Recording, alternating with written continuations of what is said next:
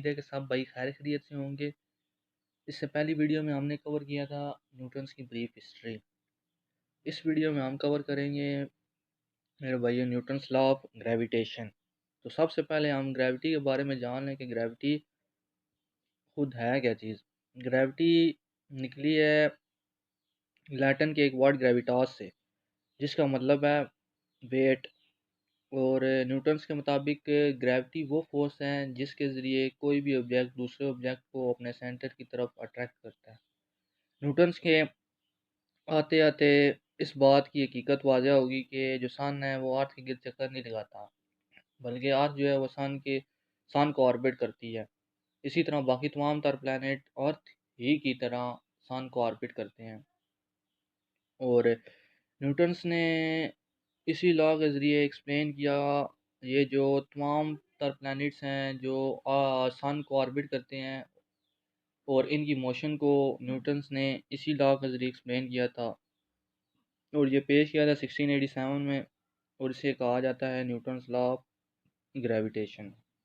अब हम इसकी स्टेटमेंट की तरफ गौर करें तो इसकी स्टेटमेंट हमें यह बताती है कि वो तमाम तर पार्टिकल हर पार्टिकल दूसरे पार्टिकल को अट्रैक्ट करता है, किसके ज़रिए, फोर्स के ज़रिए, जो डायरेक्टली प्रोपोर्शनल है to the product of the masses, और इनवर्स रिलेशन है उनका डिस्टेंस के साथ, and inversely proportional to the square of distance between their centre के और मासिस के दरमियान का जो डिस्टेंस होगा उसके साथ फोर्स का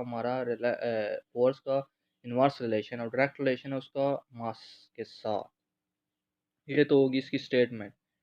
ठीक हो गया। इसकी स्टेटमेंट हमें ये क्लियर कर देती है कि अगर मास ज़्यादा होगा तो ग्रेविटेशनल फोर्स ज़्यादा होगी, अगर उनके दरमियान का डिस्टेंस ज़्यादा हो जाएगा तो ग्रेविटेशनल फोर्स क्या हो जाएगी, कम हो जाएगी।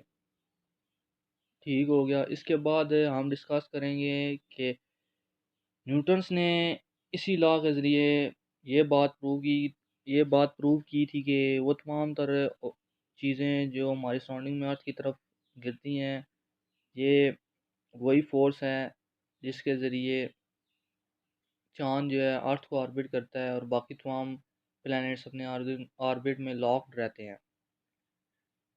और अब हम डिस्कस करते हैं जो ग्रेविटेशनल फोर्स है वो क्यों नहीं ज़ीरो होती, इसकी रेंज को डिस्कस करते हैं। मेरे भाइयों, जो ग्रेविटेशनल फोर्स है ये होती है जी इन्फिनिटी। ठीक हो गया। ये बात अब आप अपने जहनों में बैठा लें कि स्पेस में हम चलेंगे, इसका ये नहीं मतलब कि हमारी जो ग्रेविटी है, ग्रेविटेशनल फोर्स है जो, वो ज़ीरो हो गई है। ठीक हो गया। बेशक दो ऑब्जेक्ट्स को यूनिवर्स के जो है ना, इस हमारी जो यूनिवर्स है इनके कोनों पे कॉर्नर्स पे भेज दें, उनके दरमियान का डिस्टेंस ज़्यादा हो सकता है, मगर जो ग्रेविटेशनल फोर्स है उनके दरमियान में जो ग्रेविटेशनल फोर्स होगी वो ज़ीरो नहीं होगी, बल्कि कुछ ना कुछ होगी। हम ज़ीरो नहीं कह सकते मगर निगलिजिबल कह सकते हैं। क्या ज़ीरो नहीं कह सकते, निगलिजिबल कह सकते हैं। इसीलिए हम कहते हैं ये जो ग्रेविटेशनल फोर्स की जो रेंज है वो है इन्फिनिटी, इसी वजह से। ठीक हो गया। और अब हम आते हैं इसके जो है फार्मूले की तरफ। तो फार्मूला सिंपल सा है, आसान सा है, इतना मुश्किल नहीं है। डेफिनेशन में हमने पढ़ लिया था कि जो फोर्स है वो इनवर्स रिलेशन है to the product of their masses. ये हमें इक्वेशन 1 बता रही है, और इक्वेशन 2 भी उसी स्टेटमेंट के ज़रिए हमें पता चल जाता है कि फोर्स जो इनवर्स रिलेशन है किसके ज़रिए, इनवर्स रिलेशन है उसका डिस्टेंस के साथ।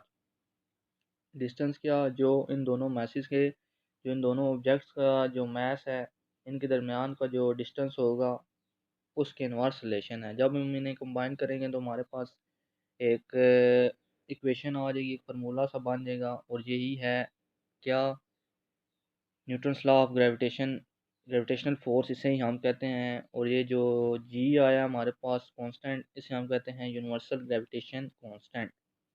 ये थी मेरे भाइयों थोड़ी सी छोटी सी वीडियो किसके बारे में, न्यूटन्स लॉ ऑफ ग्रेविटेशन के बारे में। बाकी इंशाल्लाह हम अब नेक्स्ट वीडियो में मिलेंगे। ओके, अल्लाह हाफिज़।